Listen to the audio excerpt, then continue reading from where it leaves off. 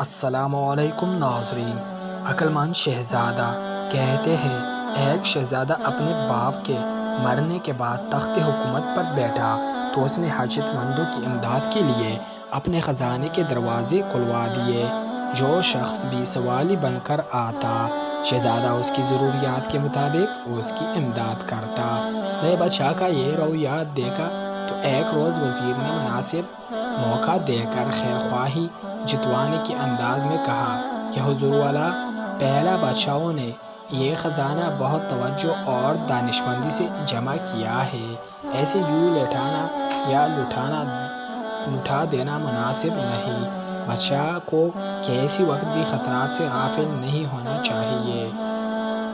کیا کہا جا سکتا ہے کہ آئندہ کیا واقعات پیش آئے؟ اگر حضور والا اپنا سارا خزانہ بھی تقسیم کر دے تو رعایا کے حصے میں ایک جو کے برابر آئے گا، لیکن اگر حضور رعایا کے لوگوں سے ایک جو کے برابر سونا لے تو حضور کا خزانہ بھر جائے گا۔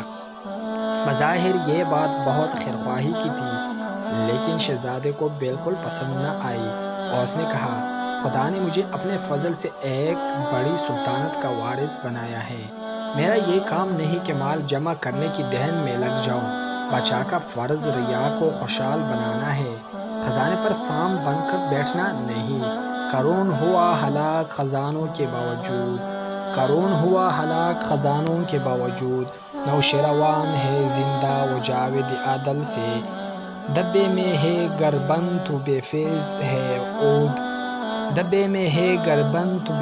ہے عود، خوشبو آڑے جب آتش سوزا میں جلائے، ملتی ہے بزرگی تو فقط جو دسخا سے، دانا ہو اگر کاشت تو کلیان سجائے۔ اس واقعے کی وضاحت کچھ اس طرح ہے کہ حضرت سعدی رحمۃ اللہ علیہ نے یہ نکتہ بیان کیا ہے کہ سلطنت اور اقتدار کو دوام خزانوں سے نہیں بلکہ لوگوں کو خوشحال بنانے سے ملتا ہے۔ یہ سراسر سطحی سوچ ہے کہ زیادہ مالدار لوگ زیادہ عزت پاتے ہیں اور مال کی قوت سے ان کا اقتدار مستحکم ہوتا ہے۔ حقیقت یہ ہے کہ سخاوت اور عدل و انصاف کے باعث دلوں میں جو محبت پیدا ہوتی ہے وہ اقتدار اور عزت کو دوام بخشتی ہے۔ دوستو، اگر واقعہ پسند آئی ہو واقعی آپ کو تو میرا چینل کو سبسکرائب